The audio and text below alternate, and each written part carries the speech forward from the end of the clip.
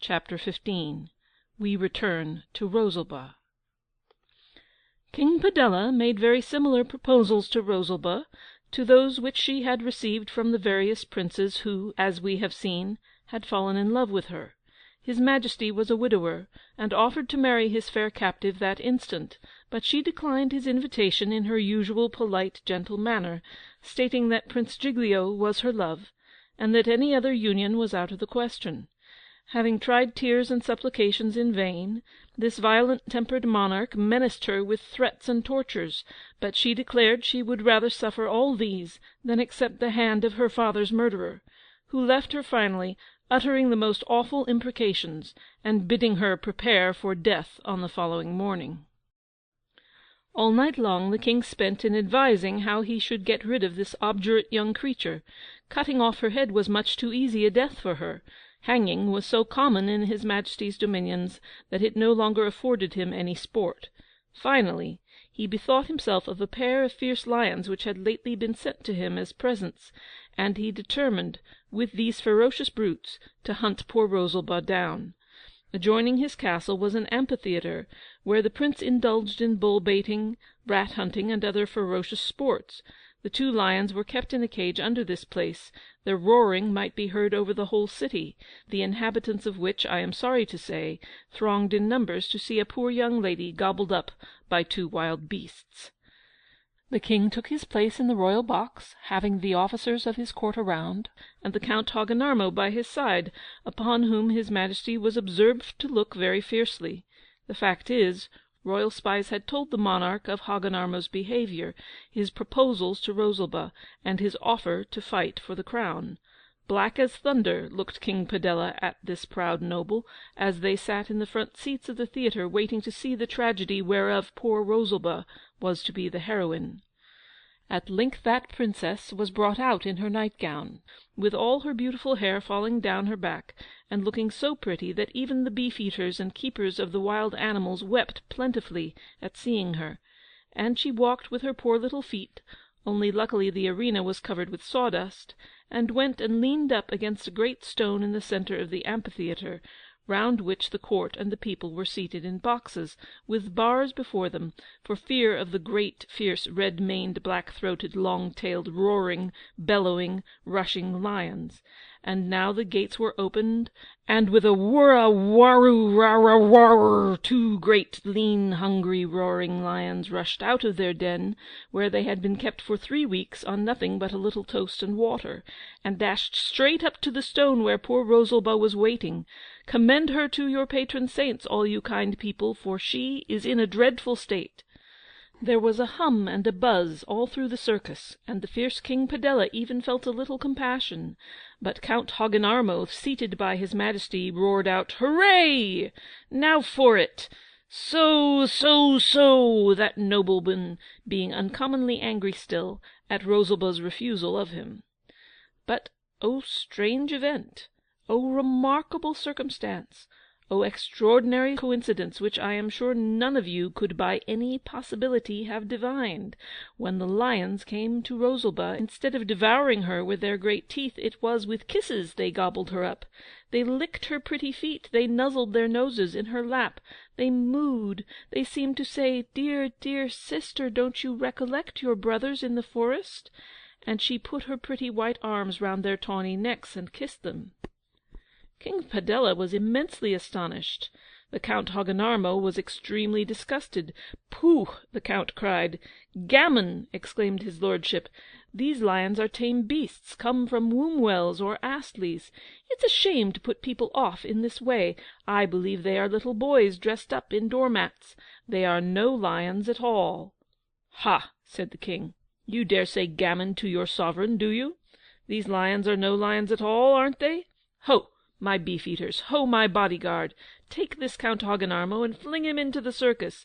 Give him a sword and buckler, let him keep his armour on and his weather eye out, and fight these lions." The haughty Hogginarmo laid down his opera-glass, and looked scowling round at the king and his attendants. "Touch me not, dogs," he said, "or by St. Nicholas the Elder I will gore you. Your Majesty thinks Hogginarmo is afraid? No, not of 100,000 lions. Follow me down into the circus, King Padella, and match thyself against one of yon brutes. Thou darest not. Let them both come on, then," and opening a grating of the box, he jumped lightly down into the circus. Whirra, whirra, whirra, whirra. In about 2 minutes, the Count Hogginarmo was gobbled up by those lions, bones, boots, and all, and there was an end of him. At this the king said, "Serve him right, the rebellious ruffian. And now, as those lions won't eat that young woman—" "Let her off, let her off!" cried the crowd. "No," roared the king. "Let the beef-eaters go down and chop her into small pieces. If the lions defend her, let the archers shoot them to death. That hussy shall die in tortures." "Ah!" cried the crowd. "Shame! Shame!" "Who dares cry out shame?" cried the furious potentate. So little can tyrants command their passions. "Fling any scoundrel who says a word down among the lions." I warrant you there was a dead silence then, which was broken by a pang-a-rang, pang, pang, kang-a-rang, pang, and a knight and a herald rode in at the further end of the circus, the knight in full armour, with his visor up, and bearing a letter on the point of his lance. "Ha!" exclaimed the king, "by my fay, 'tis Elephant and Castle, pursuivant of my brother of Paflagonia, and the knight, and my memory serves me, is the gallant Captain Hedzoff. What news from Paflagonia, gallant Hedzoff?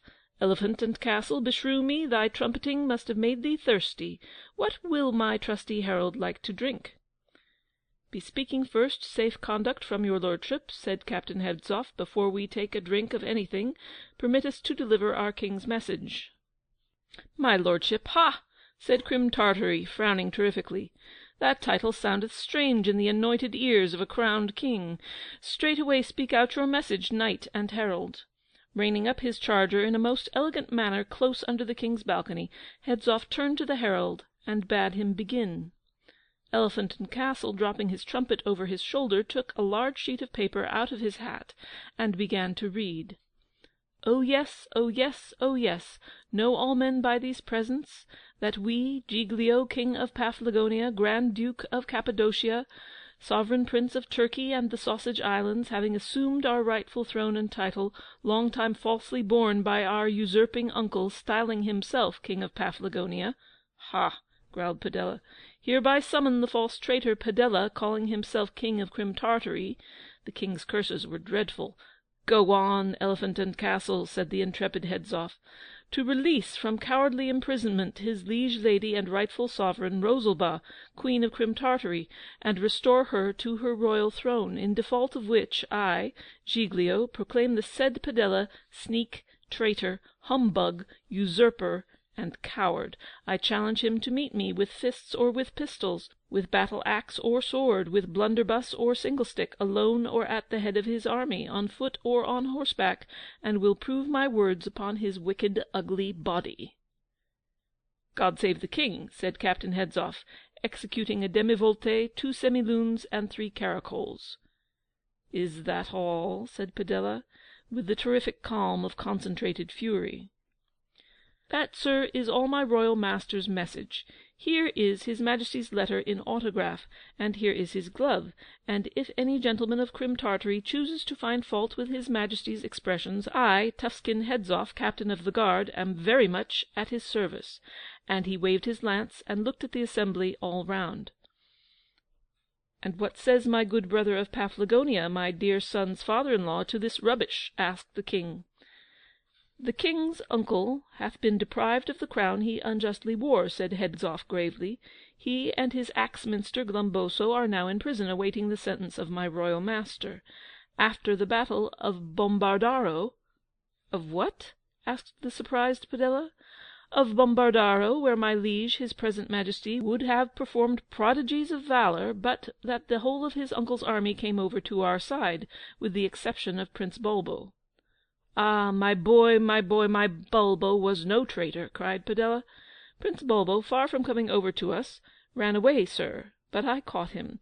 The prince is a prisoner in our army, and the most terrific tortures await him if a hair of Princess Rosalba's head is injured." "Do they?" exclaimed the furious Padella, who was now perfectly livid with rage. "Do they indeed? So much the worse for Bulbo. I've 20 sons as lovely each as Bulbo, not one but is as fit to reign as Bulbo. Whip, whack, flog, starve, rack, punish, torture Bulbo, break all his bones, roast him or flay him alive, pull all his pretty teeth out one by one, but justly dear as Bulbo is to me, joy of my eyes, fond treasure of my soul. Ha! ha! ha! ha! Revenge is dearer still. Ho! Tortures, rackmen, executioners, light up the fires and make the pincers hot. Get lots of boiling lead. Bring out Rosalba." The end of chapter 15, The Rose and the Ring, by William Makepeace Thackeray.